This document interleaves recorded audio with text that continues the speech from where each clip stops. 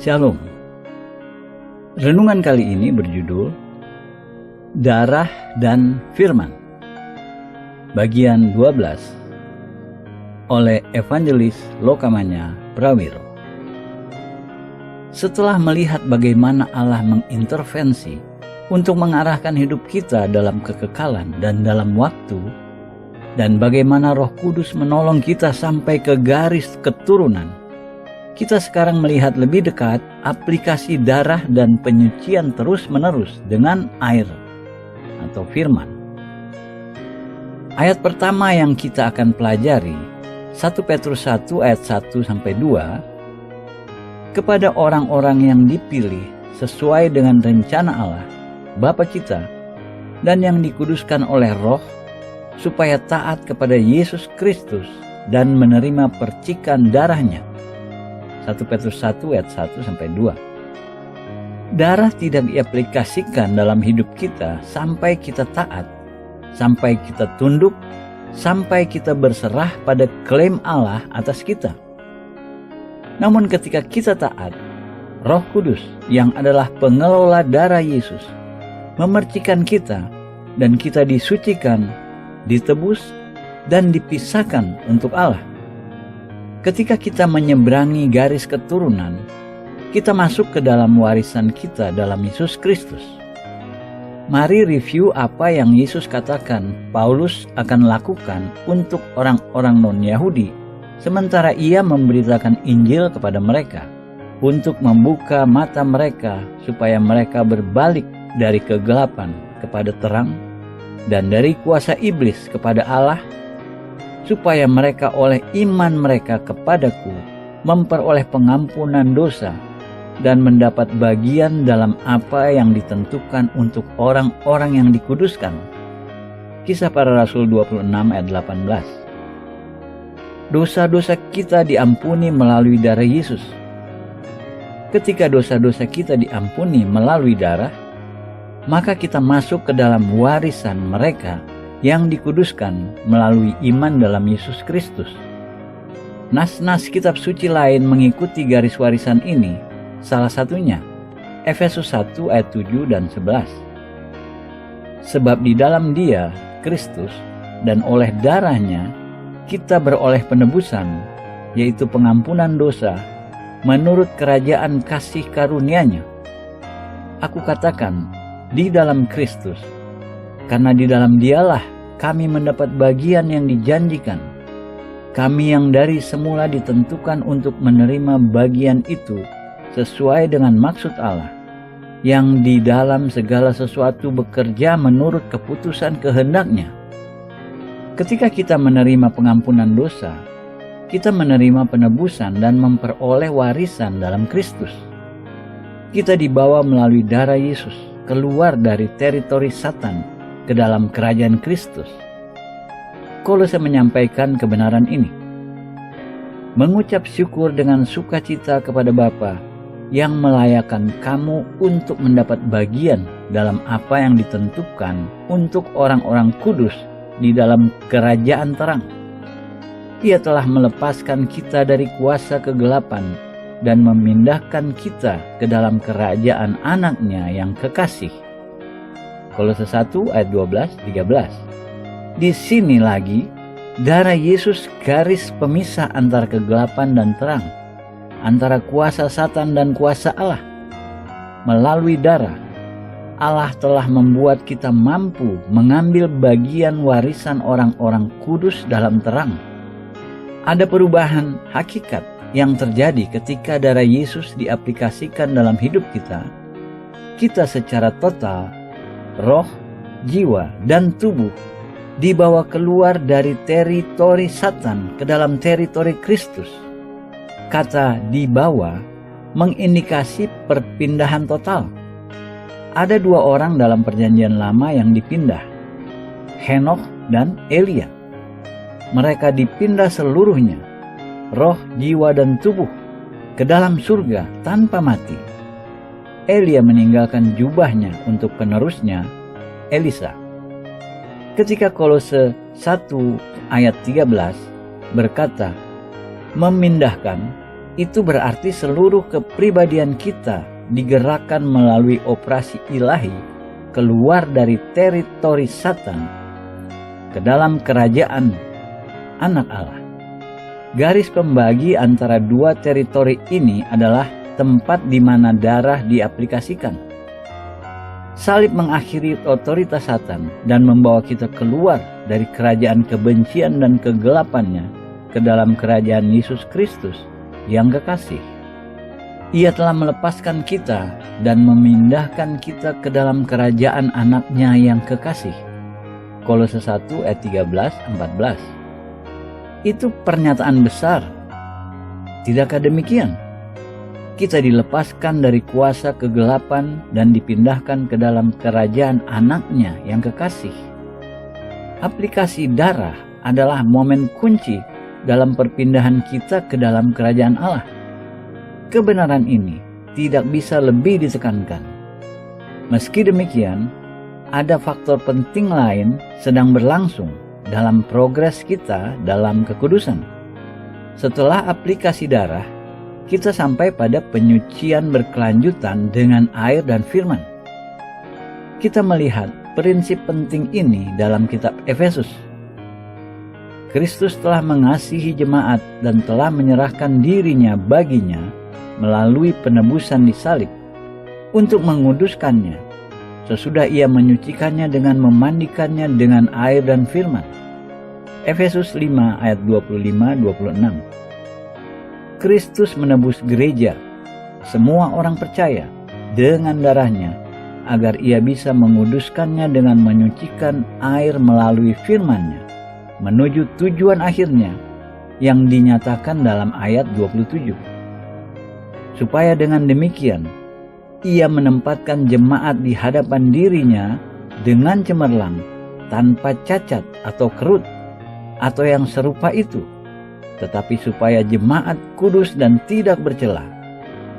Seperti kita sudah lihat, kekudusan gereja tidak diperoleh hanya melalui penebusan darah, melainkan melalui penebusan darah Kristus yang diikuti dengan permandian dan penyucian dengan air dan firman. Masalah permandian dan penyucian ini dengan indah diilustrasikan dalam Perjanjian Lama dengan sepotong furniture spesifik dalam tabernakel, tempat penyembahan orang-orang Israel sebelum bait dibangun.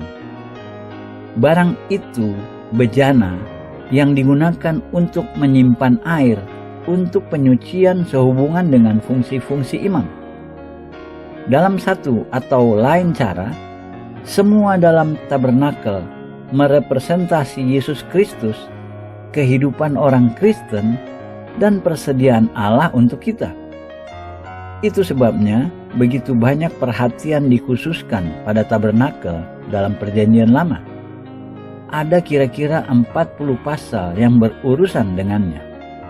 Seluruh daftar barang-barang furniture dalam tabernakel dan hubungan barang-barang ini satu sama lain, dan detail-detail lain terjadi 2 kali dalam Perjanjian Lama. Tabernakel oleh karena itu sangat penting dan satu dari cara-cara besar pengajaran mengenai Kristus dan kehidupan Kristen. Kita melihat pentingnya ini sebagian dalam Keluaran 30. Berfirmanlah Tuhan kepada Musa, haruskah engkau membuat bejana dan juga alasnya dari tembaga untuk pembasuhan, dan kau tempatkanlah itu antara kemah pertemuan dan mezbah, dan kau taruhlah air ke dalamnya. Maka Harun dan anak-anaknya haruslah membasuh tangan dan kaki mereka dengan air dari dalamnya. Apabila mereka masuk ke dalam kemah pertemuan, haruslah mereka membasuh tangan dan kaki dengan air, supaya mereka jangan mati. Demikian juga apabila mereka datang ke mezbah itu untuk menyelenggarakan kebaktian dan untuk membakar korban api-apian bagi Tuhan, haruslah mereka membasuh tangan dan kaki mereka, supaya mereka jangan mati. Itulah yang harus menjadi ketetapan bagi mereka untuk selama-lamanya, bagi dia dan bagi keturunannya turun-temurun. ayat 17-21. Kita perlu mencatat bahwa ada 2 kali lipat persediaan untuk imam. Mezbah pengorbanan dan bejana air bersih. Hanya melalui 2 kali lipat persediaan, imam-imam bisa mendapatkan kekudusan yang diperlukan untuk melaksanakan tugas-tugas spiritual mereka. Prinsip yang sama berlaku untuk kehidupan spiritual kita. Mereka yang menghampiri tabernakel menghampirinya melalui pintu gerbang pelataran. Barang pertama yang mengkonfrontasi mereka agar mereka tidak bisa memotong pintas berdiri dengan jelas di jalan mereka, mezbah pengorbanan, dilapisi dengan perunggu, di mana darah korban binatang dipercikan. Penempatan ini menandai bahwa tidak seorang pun bisa menghampiri Allah kecuali berdasarkan kematian Kristus di salib. Tidak ada orang berdosa bisa menghampiri Allah tanpa korban perdamaian. Dan hanya korban yang dapat diterima Allah sebagai pengganti orang-orang berdosa, Yesus yang mencurahkan darahnya dan kehilangan hidupnya di salib. Maka kebenaran pertama dalam tabernakel digambarkan dengan mezbah ini yang berbicara mengenai darah. Darah mendamaikan orang berdosa dengan Allah dan memisahkan orang baru yang sudah diperdamaikan, memindahkannya keluar dari kerajaan Satan ke dalam teritori Allah. Sebelum imam bisa berjalan dari mezbah ke tabernakel, ia harus berjalan melalui bejana perunggu. Pembacaan ayat kitab suci lebih teliti di atas mengungkapkan bahwa ia tidak pernah diizinkan melewati 2 arah tanpa berhenti untuk membasuh atau mencuci tangan dan kakinya dalam bejana. Bejana bagian yang sangat diperlukan dari persediaan Allah untuk imam. Bejana melambangkan firman Allah yang menyucikan dan mentransformasi kita. Sementara kita bermeditasi dan mentaati firman Allah, kita dirubah secara progresif dalam karakter, dalam sikap, dan dalam pandangan, termasuk dalam perilaku sehari-hari. Allah berkata, imam akan mati jika ia gagal membasuh dalam bejana. Kita sering menekankan bagaimana pentingnya darah, namun jika air tidak diaplikasikan, hukumannya kematian. Kita tidak bisa bayangkan cara lebih keras menekankan pentingnya orang-orang Kristen tidak hanya percaya pada darah Yesus untuk penebusan, tetapi juga tunduk pada firman Allah untuk penyucian dan pengudusan progresif terus-menerus mereka. Satu aspek gambar bejana perjanjian lama dari ordonansi untuk bejana yang kita pelajari sebelumnya. Berfirmanlah Tuhan kepada Musa, haruslah engkau membuat bejana dan alasnya dari tembaga untuk pembasuhan. Keluaran 30 ayat 17-18. Besi yang digunakan dalam tabernakel dan kemudian dalam bait sebagai berikut. Emas merepresentasi kodrat Allah dan kekudusan, perak merepresentasi penebusan, dan perunggu merepresentasi penghakiman. Catat bahwa mezbah tempat penghakiman dibuat dari perunggu. Juga emas murni dan emas yang ditempa digunakan dalam tabernakel. Emas murni adalah Allah sendiri. Emas yang ditempa adalah gereja yang harus dibentuk serupa dengannya. Lihat Roma 8 ayat 29. Haruslah mereka membasuh tangan dan kaki mereka supaya mereka jangan mati. Itulah yang harus menjadi ketetapan bagi mereka untuk selama-lamanya, bagi dia dan bagi keturunannya turun-temurun.